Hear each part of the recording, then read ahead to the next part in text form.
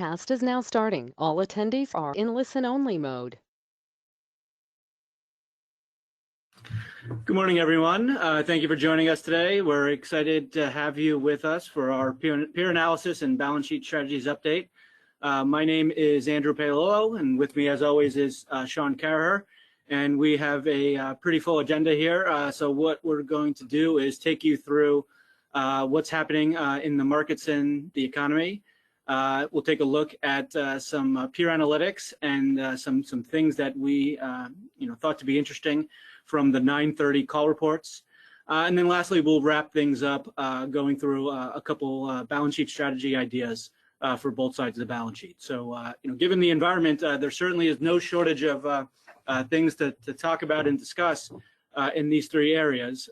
So you won't get any feeble attempt at comparing the Patriots offense to inflation right now from me. So we won't even try, and we'll jump right in.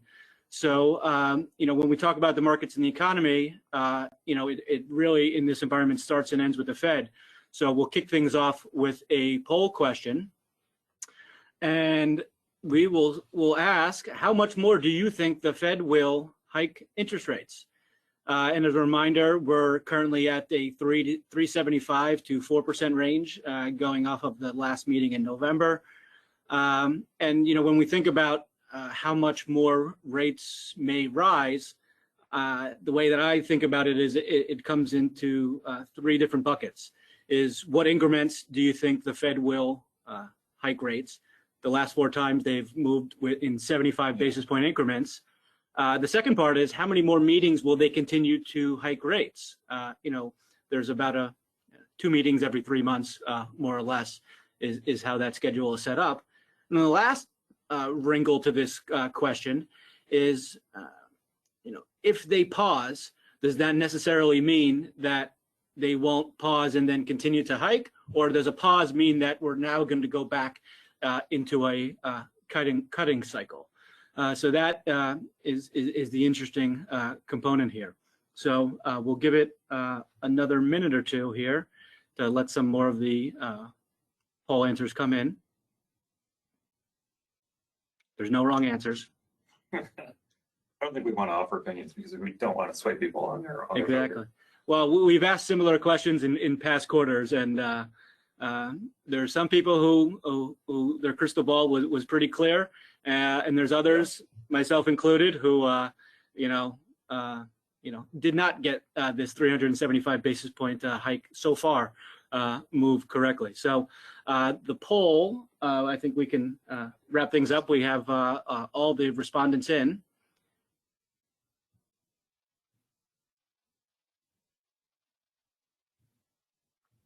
Okay. So I'm not seeing the poll results on the screen, but we will come back to that if need be, and discuss as necessary. So hopefully, as we go through the markets and the economy, we'll get some good perspective on what folks think versus what the markets are giving us right now. So the first thing to discuss is some of the dynamics happening at the short end of the curve. So one of the things that we have been zeroed in on in the past has been the lack of supply in treasury bills, right? So we have this dynamic where the Fed wants to shrink their balance sheet, so that goes against issuing more and more T-bills. And then, as we alluded to before, how the expectations for rate hikes changed so rapidly and so aggressively that there is the dynamic of not wanting to fight the Fed, right? So one of the things that we have seen in the short-term interest rate markets is that investors have preferred to stay as short as possible. So when you think about the RRP, that's the overnight repo with the Fed, that non-depositories can lay off excess cash. That when you can get attractive rates, obviously with no credit risk and easy execution, that they're going to prefer to place the money at those levels there, in contrast to earning maybe a tick more in 1 and 3 month bills. In some cases, as you can see, actually earning less than what you can get overnight. But when you extend out, you expose yourself to losing out on the reinvestment risk if the Fed, as they have done over the last couple months, do surprise to the upside in terms of how high they hike rates.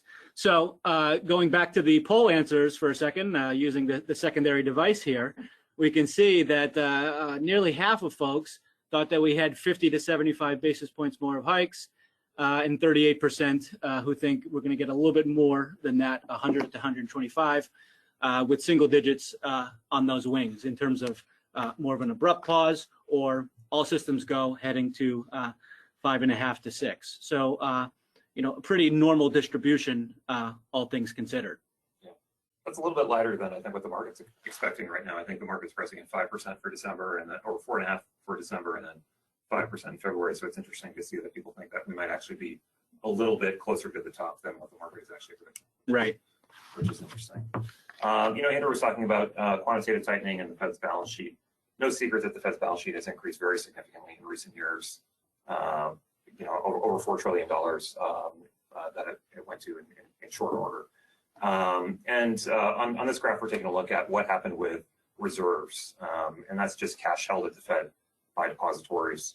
Prior to this crisis, or prior to the COVID era, we saw sort of that reserve number go from the high ones, or sort of the mid twos to the high ones, just before the fall of 19, when there was a little bit of easing that happened within that market. And then right after COVID, we saw this big spikes that you see in the green line on this chart, up over $4 trillion in reserve requirements. And also attendant to that is a big increase in the size of the mortgage-backed security and the overall sort of investment book that the Fed has.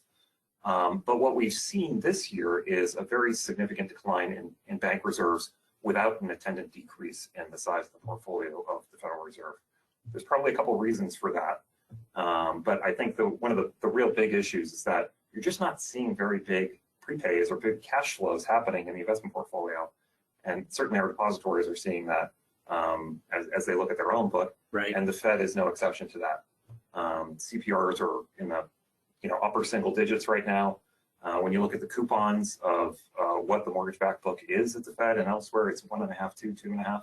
So it's going to be very hard to see that portfolio decline very significantly relative to the reserves. The other piece, with reserves is that major banks are subject to these LCRs, net stable funding ratios, and so they have to preserve some level of reserves. So one of the big questions we get as we get probably closer to the end of this cycle is how much can really happen with the Fed's quantitative tightening program, precisely because there is this mandate on how much reserves ultimately, or high quality liquid assets, right, major banks have to preserve. And we've already lost $1 trillion. And we're seeing cash leave the system pretty abruptly, and we're going to have a lot of information around depositories, general deposits happening anyway. It's going to be difficult for them to kind of unwind a lot of these securities. Another big piece of this that we kind of know and feel from the COVID era was that personal savings rates spiked as high as the low 30s, 33.8 at the high in April 2020. The personal savings rate had historically been in the era just before this high single digits, and it's right back down. In 2020, 2021, it stayed at very elevated levels, but in 2022, it has come down very precipitously. And the most recent observation was 3.1% in September. The all-time low is 2.1%. So we're seeing, the consumer balance sheet. People built up a lot of personal excess reserves. And now they're starting to draw down their excess reserves a lot like our depositories at the Federal Reserve. And I think it's not hard to determine that what's really behind that is the inflation rate, and people need to spend more basically on everyday goods and services because real wages haven't really kept up with what's happening with inflation. So you're seeing consumer balance sheets draw down, and that's affecting, I think, a lot of depositories' deposit numbers as well. Yeah, spend now before the price goes up next month, right? Yeah, exactly. And you built up a lot of money through stimulus checks and through other mechanisms in recent years. And so what does that augur with all this tightening liquidity in the market? We're seeing bank reserves down. It's going to be difficult for the Fed to reduce its securities portfolio in all likelihood. Consumer balance sheets are coming down. What does that mean for lending? Q3 saw, again, tremendous lending growth across our depositories. But you do have to wonder how long that can persist when we see cash decline and when we see reserves in the system really decline, our depository is going to start to get a little bit tighter on their lending standards or a little bit more circumspect about what they actually issue. And here we have a lending survey of banks versus what their organic C&I demand is perceived to be. And what this is showing is that, in the most recent quarter for which this data is available, we're starting to see the first hints of banks saying, maybe it's time to start to be a little bit tighter. I look closely, for instance, at what's happening with aggregate loans within the bank space week to week. And that's gone from $30 billion of new loans week to week to about $20 billion on a rolling average basis. Not a huge change, especially compared to deposits, but it is starting to just trickle down a little bit. So moving to the mortgage market, it's certainly no surprise to anybody on this call that not only have short-term interest rates moved higher, but intermediate and long end of the yield curve rates have moved higher as well, and mortgage rates have too. So when you think about just over, not even quite the last year, we've seen a 3 handle on mortgages very, very quickly turn into over 7%. Now that has, compared to what has happened in 7-year treasuries, we've seen the effect where mortgage spreads are now wider. So that is interesting in that from a balance sheet perspective, this is fantastic. Higher rates and wider spreads. And it could be good for secondary market activity, well, volume accepted, if mortgage-backed securities were narrow as well, right? So that's that primary secondary spread that's not shown here, but that many of you may be familiar with. But that's not necessarily the case. MBS spreads have been particularly wide as well. So that does introduce some attractiveness. But so when you think about the potential for putting loans onto the balance sheet or mortgage-backed securities into the balance sheet, it is in a more optimal setup just from a rate and spread perspective. And in fact, some of the rates and spreads have moderated just in the last week or so on the heels of the CPI report that was very, very well received from the market, which segues nicely into the inflation discussion, which we have to talk about because it's front and center these days. So, as I alluded to, the market responded quite nicely to the better than expected CPI report. And when I say the market, equities rallied, but also the yield curve from the short to the long moved down lower in rates. So, this is an underlying dashboard that the Federal Reserve Bank of Atlanta puts together. So rather than just the headline CPI that you see in the news, they look at some of the underlying components, whether it's cyclical pieces or trimmed means or some of the more sticky parts of the economy. And I think this is a good visual on why the Fed was so steadfast in rising rates. So it's comparing the April levels versus the September levels. So for context, in April, we only just had 25 basis points of hikes, right? That very first hike that we saw in March. But by the time September rolled around, the Fed had already raised interest rates by 300 basis points, including 3 75 basis point hikes. However, when you look at these 9 different metrics of inflation, 8 out of 9 of them were higher or worse than they in September than they were in April. So when you see that, we alluded to on our last webinar, Chairman Powell saying that inflation is the #1 goal that they are looking to deal with right now. It makes sense to see that the underlying trends shifting in a direction that they didn't want them to be trending to, that's why there's been all that tough talk about rates will continue to rise until we start to see positive trends in inflation. And from the perspective of equity and bond market investors who responded favorably, it's been a tough go for those folks in the last couple months. So there is an element of them in a way trying to bully the Fed and get them to do what they want to see happen, which is to tap the brakes on this tightening cycle and move more into an accommodative stance, which historically has been very kind to holding equities or holding duration in the bond portfolio, whatever way, shape, or form, that works for you.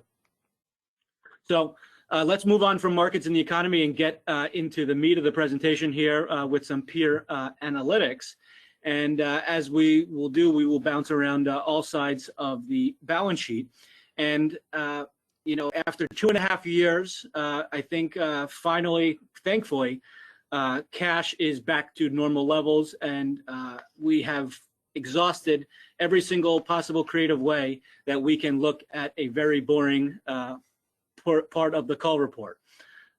So here what we're looking at is on the left-hand side, banks in blue, credit unions in green on the right-hand side, and we're looking at the year-over-year change in the cash to assets ratio. So just from eyeballing it, you can see that there was a fair number of depositories who decreased cash, actually just cash sitting idle on the balance sheet, easily over 5%, in many cases over 10% on a year-to-year basis. And again, just eyeballing, and so these are ranked from our smallest members, total asset size on the left, ascending to our largest members as we move from left to right. And you really don't see any bias or correlation between the change in cash and size. So that, that tells you how historic the buildup of cash was, that it impacted our smallest credit unions to our largest publicly traded banks and everybody in between more or less equally. So now that we have cash back in quote unquote normal positions, right, in that 2 to 4% range, we're now beginning from a balance sheet management perspective to think about liquidity, not just as that big pile of cash over there, but all the things that go into a multi-pronged approach to liquidity management, right? Looking at cash flow, the saleability of assets, the duration of our funding, our off-balance sheet borrowing capacity. So, in some regards, it's good to be back to more of a normalized state. So Sean alluded to this before, but the third quarter was a fantastic quarter for lending growth, really across all categories. But here we're going to focus on some of the resi side of the house. But just as a number to throw out there, the median loan growth quarter over quarter on an annualized basis was in the mid-teens for both banks and credit unions for the second consecutive quarter, which is by any metric is a fantastic level of growth. Certainly, as we're about to flip the calendar into 2023, and many have done forecasting and budgeting, that there are very few who would be disappointed with 15% loan growth. So when we look at the trends here, and here what we're looking at is the percentage of members who grew either resi loans on the left-hand side or HELOCs on the right-hand side, we see some interesting trends. So the first thing that jumps out to us is that the green line, credit unions along the left-hand side, were growing residential loans sooner than banks were. So with all that excess liquidity in 2021, we saw more credit unions than banks adding those residential loans to the balance sheet. Now, as rates started to rise in the end of 2021 and into 2022, banks were adding more and more residential loans to the point where it was 86% in the most quarter grew the residential loans. Credit unions moderated a little bit, and we'll come back to that in a few slides. But this was fascinating to me because here we are, many conversations with members saying mortgage origination volume has fallen off a cliff, right? Vaporized, running out of verbs and adjectives to describe it. But as Sean talked about when talking about the Fed balance sheet, it really shows the impact of prepayments, right? So we have a smaller absolute level of originations that we're doing in any given quarter, but we're retaining more and more of that origination, and that combination trumps the very meager prepayments we're seeing off the existing portfolio. And moving to HELOCs, well, we can see that the rather large jumps that we've seen here in 2022, and that makes sense because that's more or less taking the place of the mortgage refinance market, which certainly at these rates is not really economic for many customers. So I'm going to pass over to Sean here, and he's going to tell you everything you want to know about income, margin, and what's happening in deposit portfolios for banks and credit unions. Yeah, thanks. I have to imagine that home equity growth is in part a story about inflation too. Yes. Similar to drawing down excess reserves, people tapping available lines of credit. So what happened with NII and what happened with margin for the quarter? For the second quarter in a row, we had really historic levels of NII expansion and NIM expansion. This chart, this waterfall takes a look at what happened with our member banks. This is all member banks that are below $100 billion here in Boston, in our New England region. And what you can see is overwhelmingly what increased net interest income for folks is just sheer asset rate. Andrew's talked about the historic growth we had. And I think at the bank level, it was about 4.7% quarter over quarter on loan growth. So tremendous loan growth. But in terms of the actual impact on NII for the quarter, it was only a minority of it. It was about $72 million out of this $260 million quarter over quarter. The overwhelming amount, more than the overall share, was the asset rate. Mix, there was a positive mix change. Again, as Andrew just showed, cash went down and loans went way up, so that had a positive impact on mix. But again, just sheer rate is what really moved the needle. On the liability side, for the first time, we're really starting to see some deposit rates move. It's still pretty low, but this was the quarter where people actually started to layer in some of those rates. And again, because of the way it's lagged into pricing, it takes a full quarter for pricing to really start to reflect. So Q3 is really a reflection of what starts to happen in Q2 on a full basis. Q4 will be a reflection of what really happened on Q3 plus marginal things in Q4 itself. So I would expect some of that liability pricing to kind of change a little bit more aggressively in these next couple quarters. But it started to show itself this particular quarter. And again, liability makes a little bit unfavorable, and that's because people are borrowing more. People are going to wholesale sources more than very, very inexpensive core deposits. Whoops. If we take a look at credit union NII, a very similar story.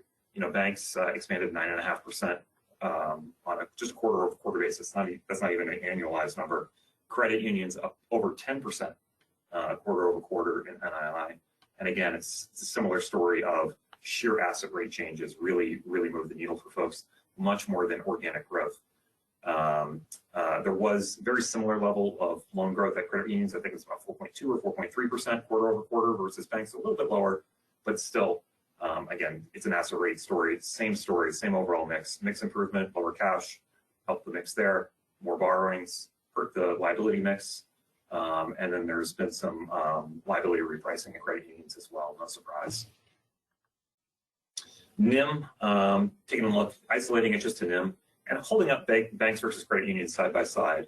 What you notice right away, these are on the same scale, is that banks were more sensitive generally than credit unions, both on the asset and liability side. So banks had a 37 basis point expansion in assets this quarter and about a 17 basis point worsening on liability pricing for the quarter. Again, the mix is, no surprise, less cash, more loans. Asset mix was a little bit more favorable, more borrowings, a little bit lower deposits, and so the liability mix was a little bit unfavorable. But overall, it's an asset expansion story for banks, and then about half of it was given back on the liability side. In credit union space, again, both sides a little bit less sensitive, and that makes sense. Because credit unions tend to have more of a residential and a fixed rate loan book than banks, which tend to have some C&I, which is more floating, tend to have some exposure to swaps that are more floating more than credit unions. And pricing at credit unions didn't increase quite as much as it did at member banks, but both got to the same place where there was about 20 basis points of NIM expansion for the quarter. That's an even better number than we saw in Q2. Right. In Q2 it was mid-teens. 10 to 16, depends on exactly what you look at. This time it's 20, so even better. And again, it makes sense because it's sort of a lagged effect where the things that happen in Q2 fully affect in Q3. Q3 continued. I think it'll be a similar story in Q4. Of course, not everybody's made equal. There's a dispersion of results that happen across our members. But what you do see is that overwhelmingly people did experience margin expansion this quarter. 82% of banks and 88% of credit unions had expanded NIM. These histograms kind of show you the distribution by buckets within 10 basis point buckets. And what you see is that a tail number of both banks and credit unions had really, really outsized expansion. There's about 20% of our members had 30 basis points or more of expansion, really a big number. And there's a range there too on what exactly happened to folks. Some folks had as high as 100 basis points of expansion quarter over quarter, And there are a couple of folks who are very liability sensitive and haven't really seen any asset repricing. And so they're struggling a little bit on margin right now. But overwhelmingly, what you see is even if that number is negative at an institution, it's only negative to the tune of a few basis points. Most people are expanding very significantly, and their profitability has changed a lot. We were talking about this with respect to reserves earlier in the macro. Here's another look at the macro throughout the industry. And I know this is something that I keep a close eye on all the time because this is an evolving story that continues to worsen from the perspective of funding for our members. The Fed provides weekly commercial bank deposits. And what you've seen is that this number, really the second that the Fed started hiking, started to go down. And it's really started to go down significantly since late August. And what's presented here is a 4-week rolling average of that number, because when you look at the number week to week, there's a little bit of noise associated with things like mortgage payments and Social Security payments. So it's a little bit noisy, but when you actually start to smooth it out over a 4-week average, you see that the rolling average of bank deposits is down and down more aggressively in the past couple of months for sure. What we've seen is a 2.1% nominal decline over about 7-8 months, and that's about 3.4% annualized. Just in the past couple of months, it's much more aggressive than that. It's probably about a 7% annualized deposit decline number. So this is something that everybody's feeling, I think. The vast majority of our members are feeling that deposits are more scarce, more difficult to come by. And as folks enter budget season, I'm glad I'm not budgeting this year, not at a depository to try to figure out what would that number be, because it's difficult to grow deposits when the overall pie is shrinking, and it's getting increasingly difficult to do so too. So as you think about budgeting and as you think about your overall funding strategy, it's a picture we haven't ever seen in our economy. Over the course of any period of time that you want to look at, we haven't seen outright deposit contraction for any significant period of time. And right now we're seeing annualized mid-single digits deposit contraction. Instead of a historical sort of 6.5–7% growth, we're looking at that now on an annualized basis of -6%. So we'll see if that continues, but if the Fed does continue to tighten, you'll probably see a continuation of this very trend. And so what happened to our particular members with their deposits or shares at credit unions? And what you see at banks is it was very slightly positive. The average was 0.1%. The median was 1.1%. And what you see is sort of a dispersion of different results, but the vast majority of folks were within a couple percentage points up or down for the quarter. Some members had some outsized outflows this quarter. That was pretty striking. But in general at banks, about 60% actually did have some growth this quarter, which actually flies in the face of the overall industry. On the credit union side, it was a little bit more negative, where banks were just on the right side of zero. Credit unions were just on the left side of zero. The weighted average mean was -0.1%, and the median was -0.3%. And it's the reverse too, where about 44 or 45% of credit unions had increases versus 55% that saw declines for the quarter. So the story about deposits or member shares is challenging for everybody. I guess one good piece of good news is that New England fared better than the rest of the nation by this metric, and that smaller institutions are actually doing a little bit better than the money center institutions, which is sort of the reverse of what's happened throughout the past generation, really. So smaller institutions are taking some market share from bigger institutions, but everybody's struggling right now. And I would think Q4 is worse than this. Right. And then if you actually do some even deeper dive into what was behind the deposits at member banks, it was brokered. It was almost entirely brokered. So there was about a $2.2 billion increase in member deposits for the quarter, and over $2 billion of that was brokered. And when you look at average deposits up about $1 billion. Well, the brokered number was up $2 billion. Not hard to really look at that and say, essentially all the growth was brokered CD growth. That's really what was happening across our members. Pricing went up about 14 basis points in aggregate for member banks. If you just isolate that to non-maturity deposits, pricing went up on average about 16 basis points for the quarter. So member bank non-maturity deposits right now are at 38 basis points on average as of 9/30. And again, it's a little bit lagged because as the pricing comes in, it doesn't affect the whole quarter. So higher rates in September only affected a portion of the quarter instead of the whole piece of the bundle. Credit unions. What's interesting to note is that credit unions still lag banks in repricing, but they're coming off a higher base. So even though credit union pricing didn't go up as much as banks for the quarter, and you can see here that average deposits only went up about six basis points this quarter. The average non-maturity at a credit union is 40 basis points versus a bank at 38.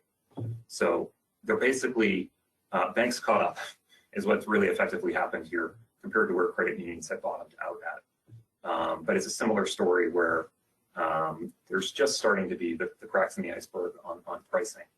But you can see here that for credit unions, we've had 275 basis points of change in Q3, but overall pricing only went up about 5 basis points. So not much change in credit union pricing compared to what's actually happened in the market, though the cracks are starting to really show. Taking an analysis about size and geographic dispersion and liquidity, what you find with banks is there's actually no correlation whatsoever between size and cost. It's interesting to see that chart on cash. That holds up when it comes to costs on banks too. There's absolutely zero correlation between how big an institution is and what it's paying up. There is, however, an emerging correlation between loans to deposits ratio and what you're paying on deposits. And that makes sense to me, that if you're feeling like you're less liquid and you need to preserve your existing base or even try to grow it in a shrinking market, you're going to start to pay up more aggressively. And so there is some correlation starting to emerge. It's not super strong, 0.35. It's starting to grow. We'll take another look at this next quarter. I bet that it increases and continues to get bigger. And that liquidity pressure will build on some members, and that will drive the market pricing higher. With respect to geographic dispersion, Rhode Island actually has the highest costs. If we turn over to credit union space, loans to deposits also has correlation a little bit higher than in bank space. There was a little correlation with size here versus banks, but I also suspect that's because larger credit unions tend to have higher loan to deposit ratios, and smaller credit unions tend to have smaller loan to deposit ratios relative to banks. Again, Rhode Island has the highest pricing versus the rest of New England. Well, thank you, Sean. So switching, from deposits, thinking about interest rate risk profiles. So, it's one of the things on our radar is that given the rapid shifts in balance sheet composition and potentially, deposit assumptions, is the asset sensitivity profile changing? So a lot of our members have been structurally asset sensitive. And so here, interest rate risk is a very complex, thing to look at. So it never distills into one metric, but we can try and we can piece things together here. So looking at for banks 1 year gap, we can see that since the onset of COVID, that asset sensitivity was aggressively rising, and then about a year or so ago, it started to moderate and trend back towards neutral. Now we're not, even though cash and other metrics are back to December of 19 type levels, right? This particular metric is not quite there. So there still is some of that base asset sensitivity that is inherent in a lot of our members' balance sheet positioning. And really, when we look on the right-hand side on the bar chart, that is coming from the asset side of the balance sheet. So the reduction in rate-sensitive assets is what is driving that change.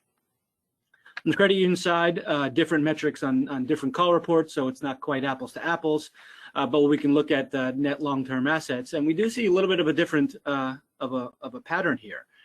So as we alluded to before, credit unions were more aggressive in deploying excess liquidity further out the curve into mortgages and investments. So we did see some of the long-term asset ratio rise through 2020 and 2021, and that has moderated some in recent quarters. And I think one of the things we can attribute that to is the NEV supervisory test rearing its head and putting the management of interest rate risk into that much of a brighter light. I get accused of being the perpetually glass half full person around here. So I will find some good news when talking about the investment portfolio, though it may not seem like there is anything good happening. So this is quarter over quarter yield changes. And very simply, green is the decline and blue is a increase, and the darker the shade is more dramatic of a move, so in excess of 50 basis points. So what we saw the last few quarters and to a heightened level in the last quarter was that we have seen some rapid improvement in investment yields. And in fact, credit unions who had gone down in yield more aggressively in 2020, right? 55% of credit unions in June of 20 were down by over 50 basis points compared to 7%. Those are those circled numbers. As we pivot to the top right, we can see that nearly half of all credit unions were able to improve investment yields by more than 50 basis points, where less than 10% on the banks did. So similar to what Sean talked about on deposit costs, right, where it was banks catching up to credit unions. Yeah. That's kind of happening in reverse here, where credit unions are moving higher faster, but they're still only catching up to where banks are. So there is some tax equivalency in that bank median yield number. So again, not quite apples to apples, but I think we can take away here that generally speaking, investment durations are on the shorter side for the credit unions, which has allowed for some of the more rapid repricing. Sticking with the investment portfolio and ending the good news segment of the presentation here is talking about unrealized losses, which is something that is quite evident given the path of interest rates. So the interesting thing here is, so we're looking at the fair value to book value ratio for banks and credit unions. And before rates started to rise, the differential between someone who was in that bottom quartile and who was right in the middle of the pack was pretty slim. Right, in many cases less than a point differential. So that may tell you that well, it doesn't really matter. We stick to our knitting, and from one depository to the next, it's not going to have much of a difference.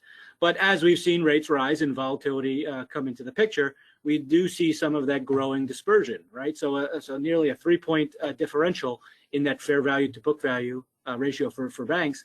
And for credit unions, it's that much more magnified, almost 7-point differential. So that tells you that in periods of weakness and volatility, that those decisions that you're making in terms of where on the curve do we want to be, what sectors are we investing in, what type of optionality and prepay risk do we have in the mix, that when you do see weakness, that makes those decisions have that much more importance.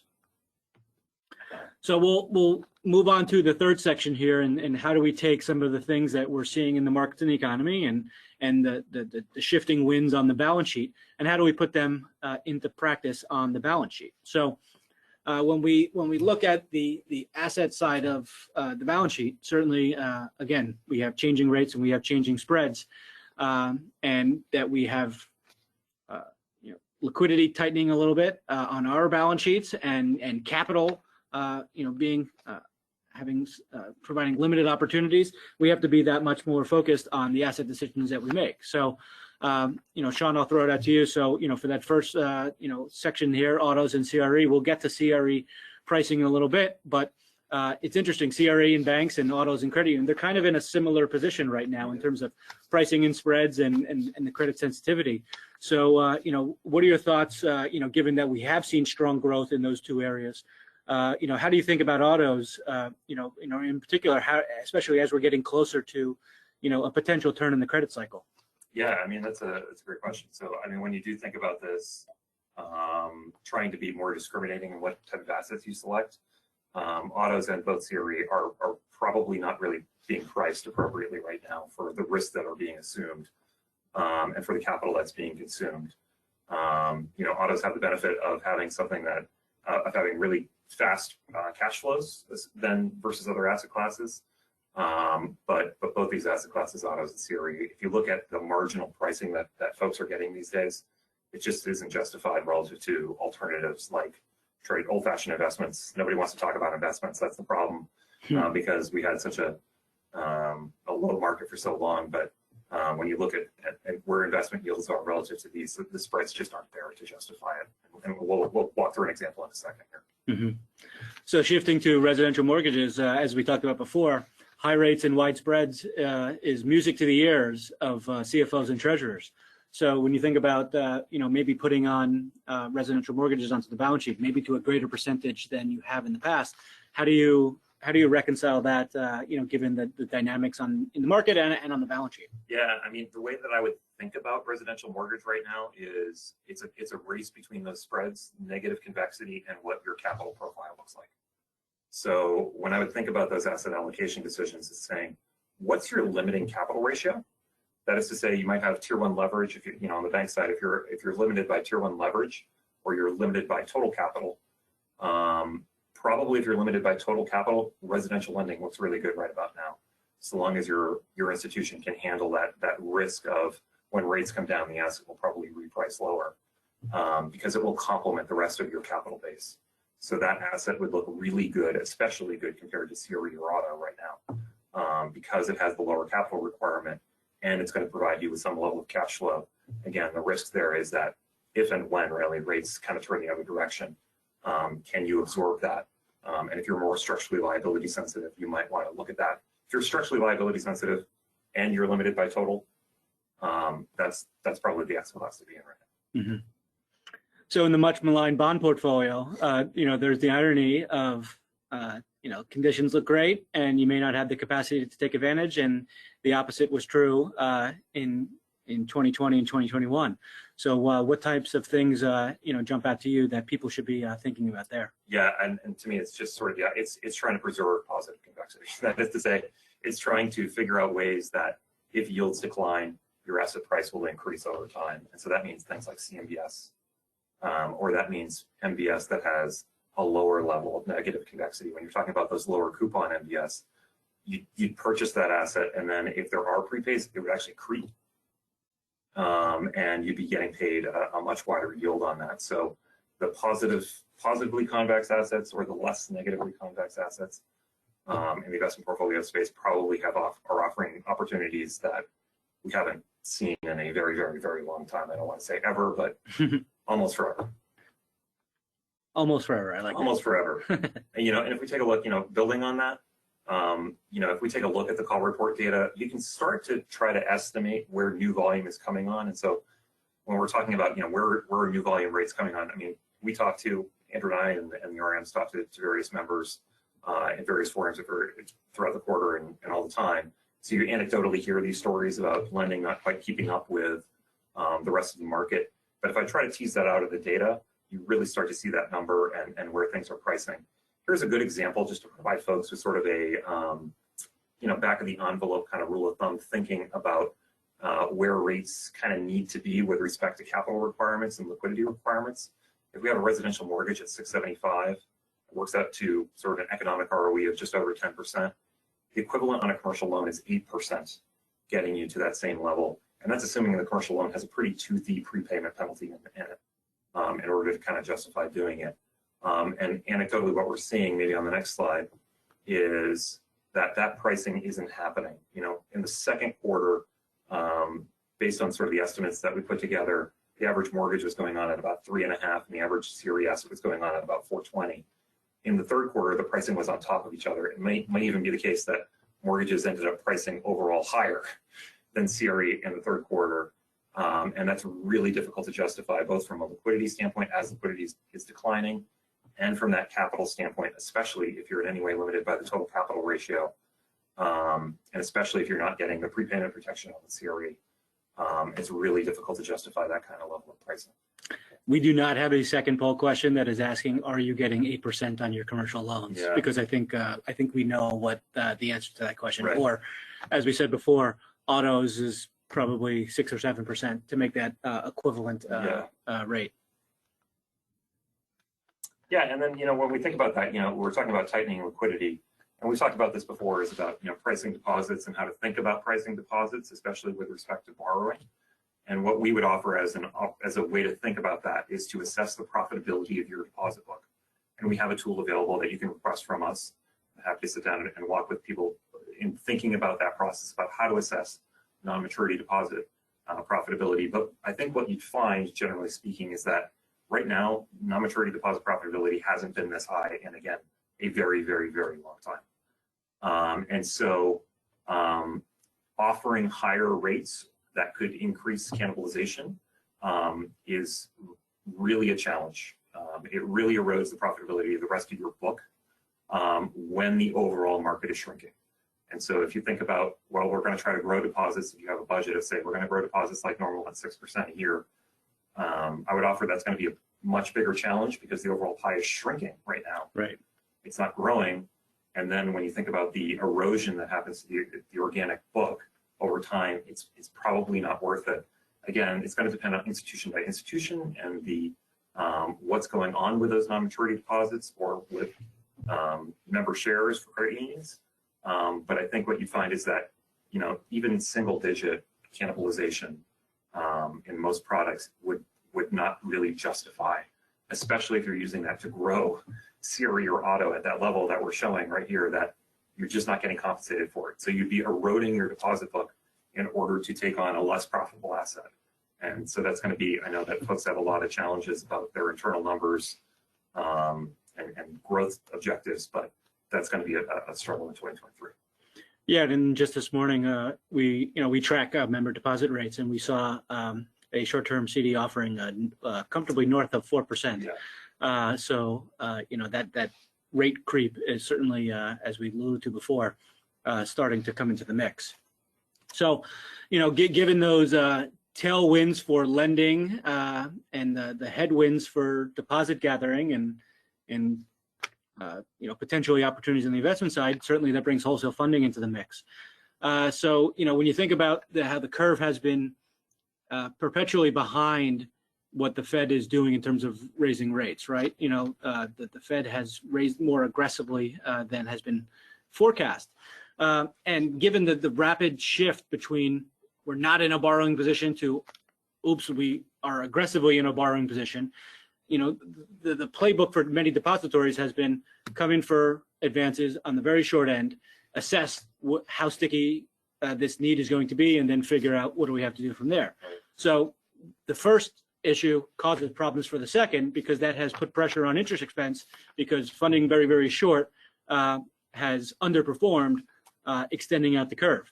So here's an example where we know what short-term rates are, we know what our modest term rates are, so in this case a 6-month classic, and we know when the Fed meetings are. So we can run some scenario analysis to see where are the break-even points. So on the left-hand side we can see that over the next 4 meetings, if the Fed goes 50-50, 25-25, and we make an assumption about where the funding cost and spreads would be for rolling short, and now this doesn't necessarily have to be the SOFR floater advance. If you're borrowing overnight, that's effectively a floating rate instrument, but you don't have the locked-in spread. So that's subject to expand and contract. So we can see, in this case, there's that break even in terms of what the Fed may do. We look on the right-hand side, and we can see that if the Fed pauses abruptly, right, after the next, they go 50, they scale back to 25 again, and then they stop from there. Well, certainly in that case, funding on the very, very short end of the curve will be advantageous versus extending out to a 6-month today. So going back to what is your opinion and conviction and your balance sheet exposure to further rate hikes on the short end, this can help inform you, and we can help you put this analysis together. But one thing to point out that we have seen a lot of interest in the floating rate advances because you can get that very, very short-term rate exposure that you may want, but from a liquidity perspective, pushing the maturity out can be liquidity supportive as opposed to having wholesale funding of a day or a week. So one advance that, again, has been on the radar for a while now has been the puttable advances. And there's 2 market-based conditions and one balance sheet condition that is making for an optimal environment. And that is the flat yield curve and the high levels of interest rate volatility.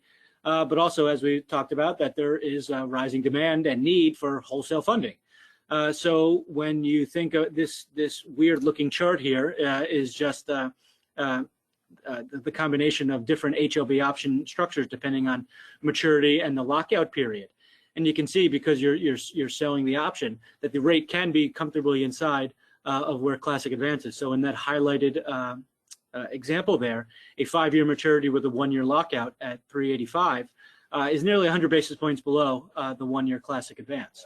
So the combination of all those factors allow for some cost relief. And certainly when you consider this is below interest on reserves right now, likely again it'll be well below IORB once the Fed hikes in December. And to our point before, it's probably below the clearing level on the marginal deposit. Forward starting advances. So the same idea that if we have an expectation that there's going to be accelerating deposit betas, so we can look ahead and say, we can price off of today's curve, but we can delay the disbursement to a period where in the future where I may have a greater need for the funding, right? So say you have, whether it's accelerating deposit betas or expected outflows on non-maturity deposits, or you have a big slug of certificates due to roll off, you can tailor your wholesale funding to disperse at that time. So, and the shape of the current yield curve allows that the forward rate is equal, or in some cases below, where the spot rate is. So in this example here, spot immediately dispersed 18-month and 2-year classic advances are above where a forward starting advance would be with a 18-month maturity, right? So it gets you to the final date 24 months out from now. But for that first 6 months, it's not delayed, but you have locked in that price. So if rates continue to ratchet up higher, you're not waiting until you actually need the funding to then go into the market and say, and be exposed to where market conditions are at that point. You've already locked that in. And the last thing we'll wrap up with here is, certainly with volatile conditions and rapidly changing balance sheets, we've had more conversations and activity about all the tools in the toolkit.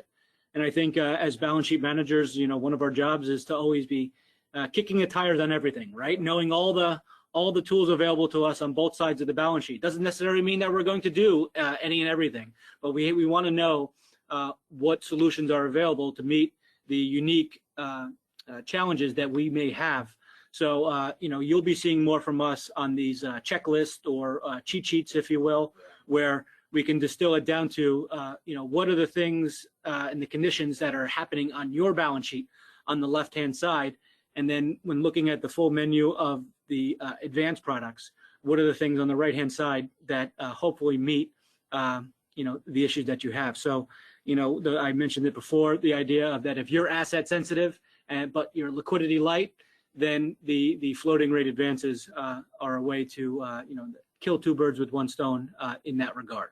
So that brings us to the end of our presentation. Thank you for sticking with us, a little bit over the allotted time here, but hopefully you got something of value, and, we appreciate your partnership and, your time with us here today. And as always, if there's anything that we can do to be of assistance to you, pick our brains, share a chart, we're more than happy to do so. So reach out to us or your relationship manager, and we will always do what we can. All right. Thank you, everybody. Have a great rest of your day.